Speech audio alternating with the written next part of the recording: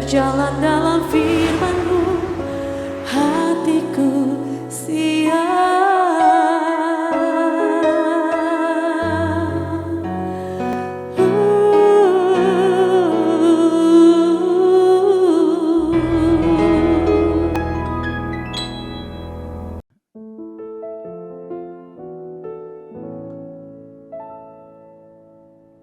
Salam, God lover yang dikasihi oleh Tuhan Yesus Kristus. Senang boleh kembali bersama-sama saudara semua dalam program Raise and God malam hari ini.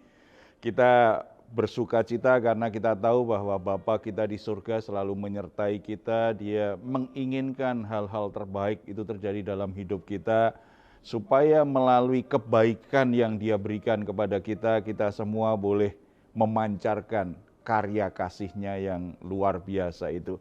Oleh sebab itu, apapun situasi dan kondisi yang sedang saudara hadapi saat ini, mari kita datang kepada Tuhan. Tuhan Yesus selalu mengundang kita semua, marilah kepadaku semua yang letih lesu dan berbeban berat, aku akan memberi kelegaan kepadamu. Sungguh suatu janji yang luar biasa, undangan yang luar biasa.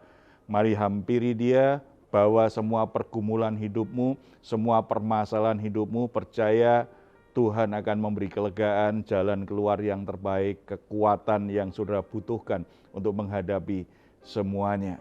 Mari kita bersatu dalam doa. Bapa di surga, kami ucap syukur karena dalam Yesus Kristus setiap kami diposisikan sebagai pribadi-pribadi yang bernilai, berharga, diberi kuasa untuk menjadi anak-anak Allah, di mana kami boleh menghampiri Engkau tanpa perasaan takut. Kami boleh mengungkapkan semua pergumulan kami, beban berat yang sedang kami hadapi saat ini. Kami sangat percaya firman-Mu, ketika kami membawa semua beban berat kami, Engkau akan memberi kelegaan kepada kami. Kami akan terbebas dari tekanan, kami akan terbebas dari segala hal yang selama ini menindih jiwa kami. Bahkan oleh kekuatan-Mu, oleh pertolongan-Mu, kami akan mengalami terobosan-terobosan dalam hidup ini, menyelesaikan semua pergumulan kami dengan berkemenangan, karena Tuhan membela kami, karena Tuhanlah yang menolong kami.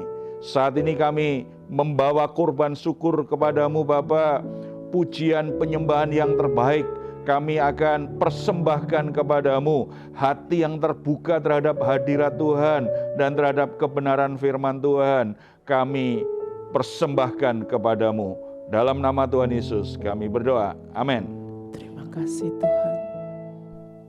Malam hari ini kami hampiri tahta kudus Tuhan. Biarlah segenap hidup kami serahkan ke dalam tangan Tuhan.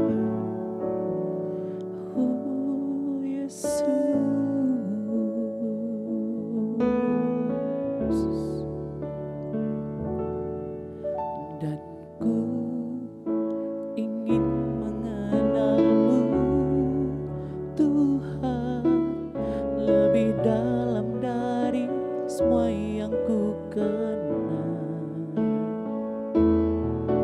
Tiada kasih yang melebihimu, ku ada untuk menjadi penyembahmu. Terima kasih. Bila ku buka mataku dan lihat wajahmu, ku terkagum. Bila ku lihat hidupku dan karya tanganmu,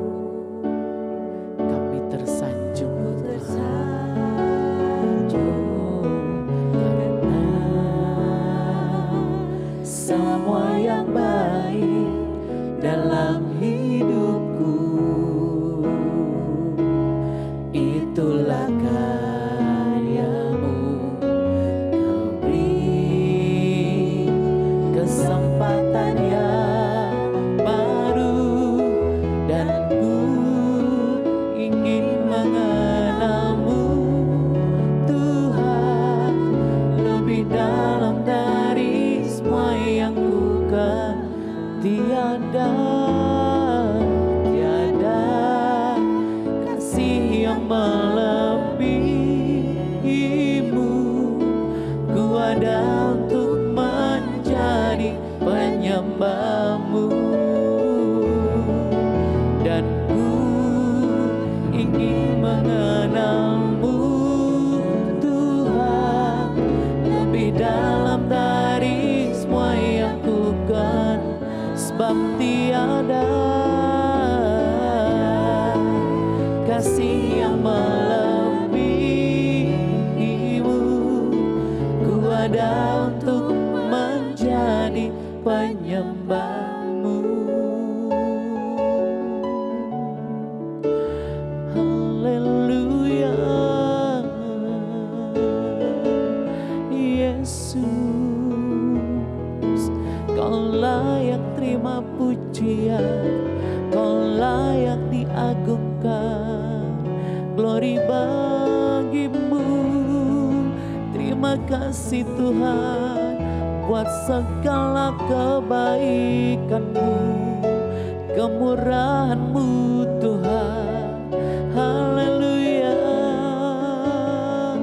kami tinggikan nama-Mu Tuhan, kami sanjung Engkau Yesus, Raja di atas segala raja, Kau layak diagungkan. Haleluya, Kau mulia. Kekuatan kami datang daripada-Mu Yesus. Terima kasih Tuhan. Haleluya,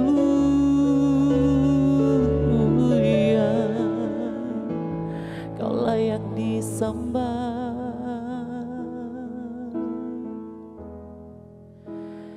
Kiranya Engkau memberkati aku berlimpah-limpah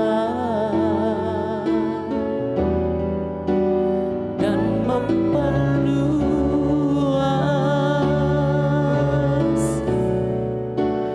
daerahku,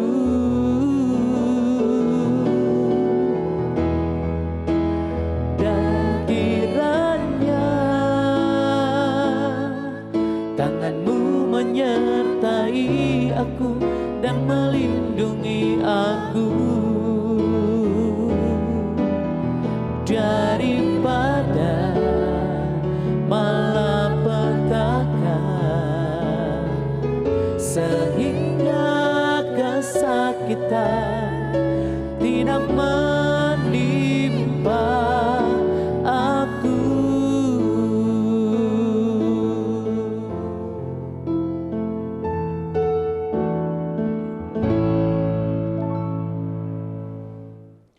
Puji Tuhan, saudara-saudara, kita akan sharing firman Tuhan. Ada permohonan doa yang akan saya bacakan dulu dan nanti kita akan sharing sesuai dengan topik yang disampaikan. Pak Pendeta mohon doanya karena kami kakak adik ribut besar, sebab kakak sulung merasa yang paling berhak mendapatkan yang utama dari warisan orang tua kami yang meninggal setahun yang lalu. Saudara-saudara, ini kasus yang banyak terjadi dalam keluarga-keluarga ketika orang tua meninggal dan meninggalkan warisan, itu setelah itu persaudaraan bisa menjadi rusak. Tetapi kalau orang tua meninggalkan warisan hutang biasanya nggak ribut, pura-pura tidak jadi bagian dari keluarga.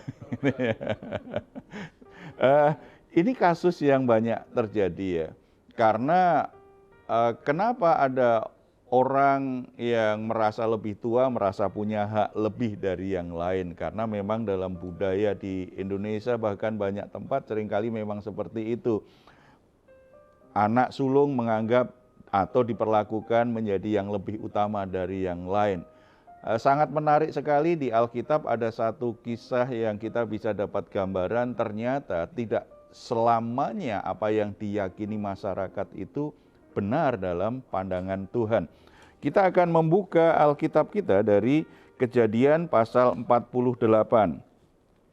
Kejadian pasal 48 kita bisa melihat di sana bagaimana ternyata apa yang jadi kebiasaan masyarakat itu tidak selalu tepat ini dalam konteks Alkitab.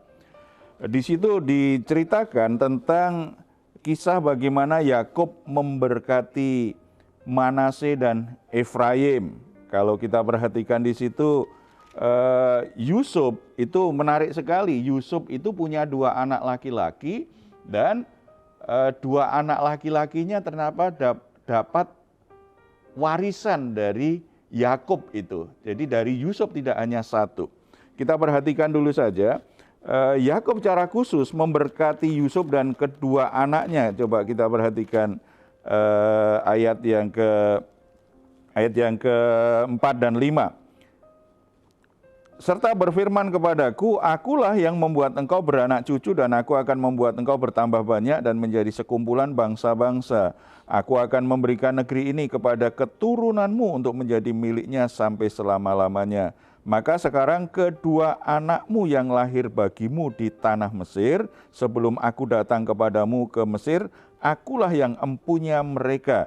Akulah yang empunya Efraim dan Manase, sama seperti Ruben dan Simeon. Di sini kita melihat bahwa Yusuf itu bukan anak sulung, tetapi ternyata kedua anak dari Yusuf itu mereka menjadi milikku. Dengan kata lain, Yakub digerakkan oleh Tuhan, karena kalau kita bacakan Tuhan berfirman kepada dia bahwa kedua anak Yusuf itu akan mendapatkan warisan tanah perjanjian yang sudah dijanjikan Allah kepada Abraham dan kepada keturunannya, termasuk setelah itu keturunan Israel, yaitu keturunan Yakub. Ada 2 yang diberikan. Berarti kalau dari sini aja kita bisa mengerti bahwa ternyata Yusuf diperlakukan oleh Tuhan lewat Yakub seperti anak sulung. Padahal Yusuf bukan anak sulung. Yusuf mendapatkan 2 bagian dari warisan yang Tuhan sudah tetapkan bagi keturunan Abraham.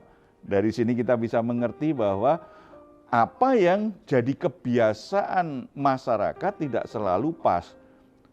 Dengan kata lain sebenarnya kalau ternyata Yusuf dapat 2 bagian, 2 anaknya dapat, berkat itu sepenuhnya itu merupakan anugerah Allah.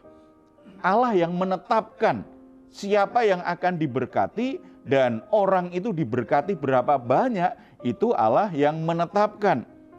Yusuf diberi 2 bagian karena punya 2 anak laki-laki, itu sepenuhnya anugerah Allah. Kalau mau diperdebatkan pasti ada banyak alasan. Dan kalau kakak-kakaknya memperdebatkan juga banyak alasan. Kenapa Yusuf yang sudah meninggalkan rumah justru mendapatkan 2 bagian untuk 2 anaknya? Kenapa saudara-saudaranya yang lebih tua hanya dapat 1 bagian? Itu kan bisa jadi perdebatan. Tetapi di sini kita diajar bahwa orang diberkati Tuhan sepenuhnya anugerah Allah.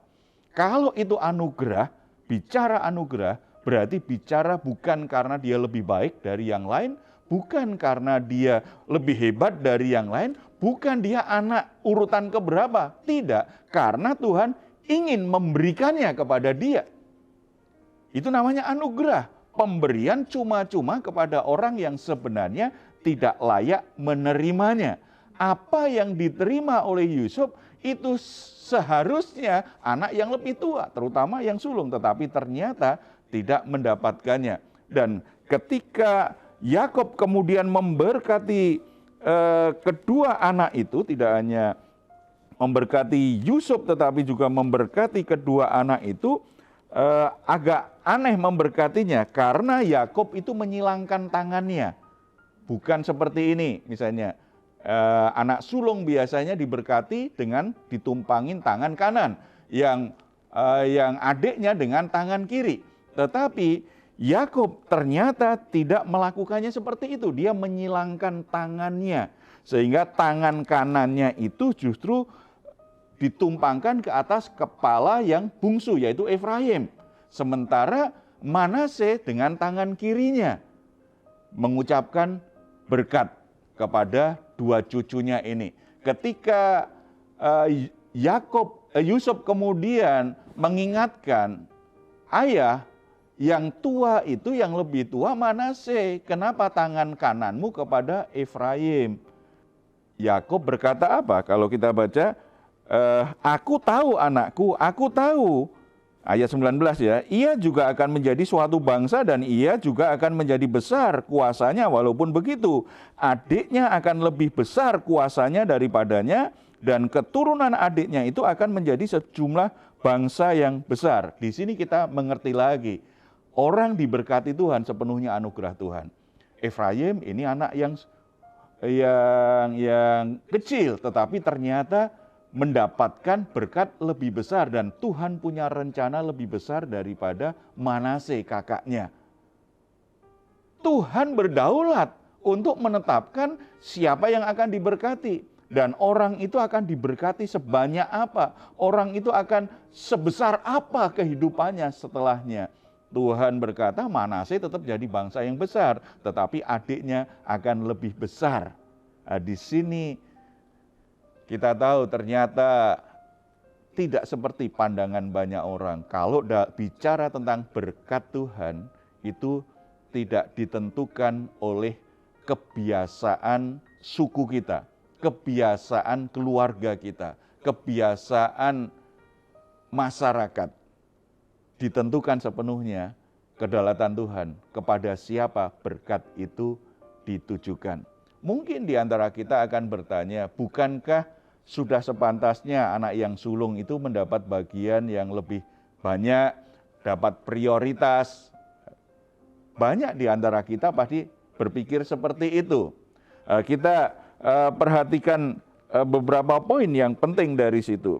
Dalam tradisi Israel sebenarnya itu juga mirip dengan sebagian suku di kita, bahwa anak sulung itu biasanya spesial ini, dapat berkat khusus dari orang tuanya. Tetapi dari kisah ini kita bisa mengerti bahwa kedaulatan Tuhan itu melampaui budaya, aturan, dan kebiasaan masyarakat. Melampaui hal-hal yang dilakukan oleh masyarakat. Ini hanya bicara soal apa yang kita percayai sekarang. Kita mempercayai tradisi kita mempercayai kebiasaan masyarakat, atau kita mempercayai pola Tuhan dalam memberkati seseorang. Kalau kita mempercayai tradisi kita sebagai dasar untuk memperoleh berkat, sebenarnya justru kita kehilangan banyak kesempatan Tuhan akan memberkati. Yang muncul akhirnya ada kecenderungan dipaksakan. Dipaksakan, anak ini yang harus dapat lebih banyak, anak ini yang lebih banyak, akhirnya ribut seperti kasus yang di depan tadi kan, akhirnya begitu ada warisan ribut kakak adik. Tetapi kalau diberkati dan berkat itu kita sadari anugerah Tuhan, antar saudara nggak perlulah mempeributkan warisan dari orang tua. Siapa yang paling membutuhkan diberi lebih banyak itu lebih baik daripada yang sudah punya ditambah lebih banyak, sementara yang nggak punya justru dapat bagian lebih kecil. Kalau urusannya menang-menangan gara-gara siapa yang lebih tua, kan seperti itu. Atau siapa yang lebih disayang orang tua, kan seperti itu. Karena warisan dari orang tua itu bagian dari berkat Tuhan untuk anak cucu sebenarnya. Berarti untuk membawa kebaikan bagi anak cucu, bukan membawa keributan. Apalagi kalau warisan sebenarnya tidak terlalu banyak, itu membuat perpecahan persaudaraan juga sangat tidak baik.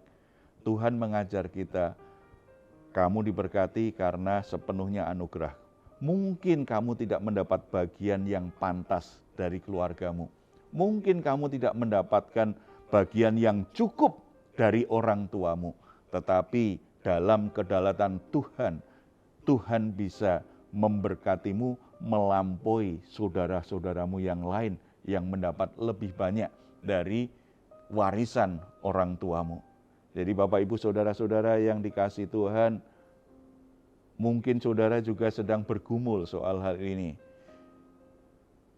Hal pertama yang kita bisa renungkan adalah jangan sampai membuat kita itu bertengkar dengan saudara-saudara kita gara-gara harta, gara-gara warisan. Kalau kita mengasihi dan menghormati orang tua kita, harusnya kita mengelolanya, mengaturnya dengan baik, yang membuat persaudaraan itu justru tambah erat karena masih bisa menikmati berkat Tuhan lewat orang tua yang sudah meninggal. Yang kedua, kita perlu renungkan bahwa anugerah Tuhanlah yang menetapkan berapa banyak berkat yang akan kita terima. Apakah kita diberkati Tuhan lebih banyak dari orang lain atau lebih sedikit? Dalam anugerah Tuhan, Tuhan sudah mengukur. Ada banyak perumpamaan yang diberikan Yesus kan, salah satunya talenta. Tuhan kasih 1 talenta, Tuhan kasih 2 talenta. Berbeda-beda. Apakah Tuhan kurang sayang dengan yang dikasih 1 talenta? Tuhan tetap menyayangi, tetapi Tuhan melihat kesanggupannya. Dan Tuhan ingin mempercayakan itu. Siapa yang bisa dipercayai, Tuhan akan tingkatkan itu kepercayaannya. Jadi bagian kita yang terpenting adalah nikmati saja apa yang Tuhan sudah berikan kepada kita saat ini.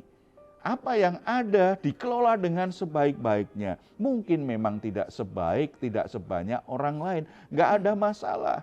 Sebab orang bahagia sepenuhnya tidak ditentukan oleh uang atau harta yang dia miliki. Tetapi bagaimana dia menjalani hidupnya dan menyikapi uang dan harta dengan cara yang benar. Yang membuat dia bisa bersuka cita dan menikmati hidup ini. Dan terutama yang membuat nama Tuhan dipermuliakan melalui setiap harta dan keuangan yang Tuhan sudah percayakan kepada kita. Nah, kalau orang diberkati itu sepenuhnya anugerah Tuhan. Kita berarti tidak perlu cemburu dengan berkatnya orang lain. Kita tidak perlu memaksa atau merampas berkat orang lain supaya kita punya lebih banyak. Syukuri saja apa yang ada, nikmati dengan baik dan tetap percaya. Tuhan tahu apa yang aku butuhkan. Amin. Suatu saat Tuhan lihat kebutuhanku lebih besar, Tuhan pasti cukupi semua yang aku butuhkan. Amin. Mari kita bersatu dalam doa.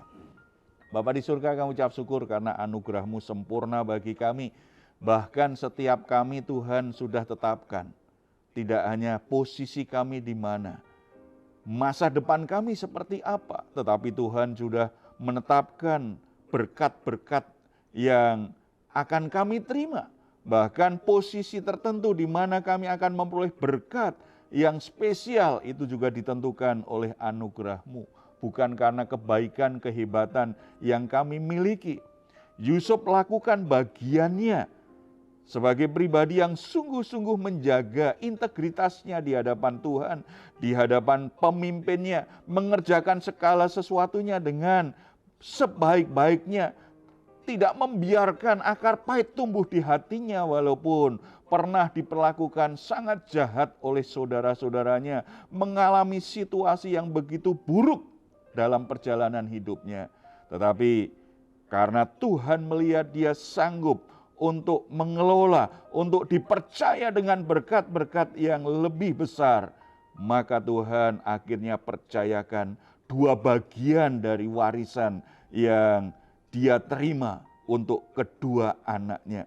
Kami juga bersyukur Bapa, kebenaran ini memberi kami penghiburan, memberi kami sebuah wawasan yang baru. Kami tidak perlu cemburu dengan berkat orang lain. Kami tidak perlu harus bertengkar untuk memperebutkan harta. Kami tidak perlu untuk memaksakan diri memiliki sesuatu sama dengan orang lain, bahkan lebih dari orang lain. Tetapi kami diajar untuk belajar mensyukuri apa yang Tuhan sudah berikan kepada kami. Apa yang ada di tangan kami, apa yang kami miliki, kami bersyukur dengan hal itu, mengelolanya dengan baik, menikmatinya dengan baik. Kami sangat percaya ketika Tuhan melihat kami menjadi orang-orang yang semakin bisa dipercaya, Tuhan akan menambahkan berkat-berkat kami. Sesuai dengan kebutuhan yang kami miliki, Tuhan pasti akan menyediakan. Amin. Bapa, hamba-Mu berdoa untuk kakak adik yang sedang meributkan warisan sehingga mereka bertengkar.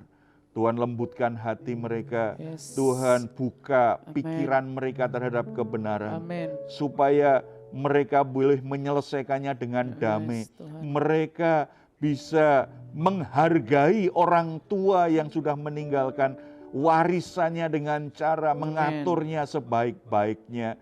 Mereka lembut hati untuk tidak memaksakan kehendaknya. Ada penyelesaian yang baik, ada damai sejahtera dalam hubungan persaudaraan mereka. Dan Tuhan, kami percaya berkat-Mu itu akan semakin Tuhan percayakan kepada orang-orang yang memiliki hati yang benar di mata Tuhan. Tuhan juga berkati para orang tua agar bisa mewariskan sesuatu yang baik kepada anak cucunya. Tidak hanya warisan harta, tetapi juga warisan iman, warisan kebaikan, teladan yang baik dari hidupnya. Supaya setiap orang tua akhirnya bisa bersuka cita di masa tuanya melihat anak-anaknya hidup rukun, anak-anaknya saling mengasihi, anak-anaknya saling mendukung satu sama lain. Terima kasih Bapa, nama-Mu dipuji dan dimuliakan lewat setiap rumah tangga, setiap keluarga, setiap persaudaraan yang dibangun berdasarkan kasih setia dan kebenaran-Mu Tuhan. Terpuji nama-Mu dalam nama Tuhan Yesus. Amin. Amin. Saudara-saudara yang dikasihi oleh Tuhan Yesus, kasih kita kepada saudara kita itu harus lebih utama daripada uang dan harta. Jangan biarkan hal-hal yang sifatnya sementara itu justru merusak hubungan persaudaraan kita. Saudara-saudara, kalau saat ini saudara sedang mengalami pergumulan-pergumulan, saudara membutuhkan dukungan doa, silakan menuliskannya di nomor telepon yang ada di nomor di layar saudara. Tim doa kami akan mendukung saudara dalam doa. Apapun yang sedang saudara alami, tetap percaya Tuhan sangat peduli dan ingin menolong saudara. Kalau saudara ingin memberikan komentar, silahkan menuliskannya di ruang komentar yang ada di channel Diaspora TV. Kami tunggu. Mazmur 4 ayat 8-9. Engkau telah memberikan sukacita kepadaku lebih banyak daripada mereka ketika mereka kelimpahan gandum dan anggur.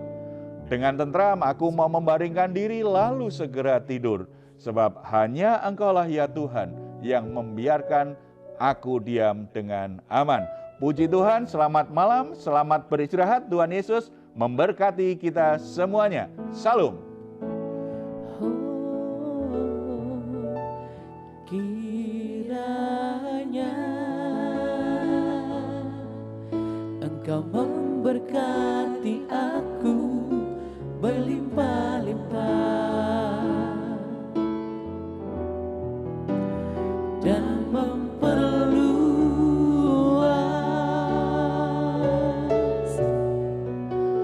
daerahku.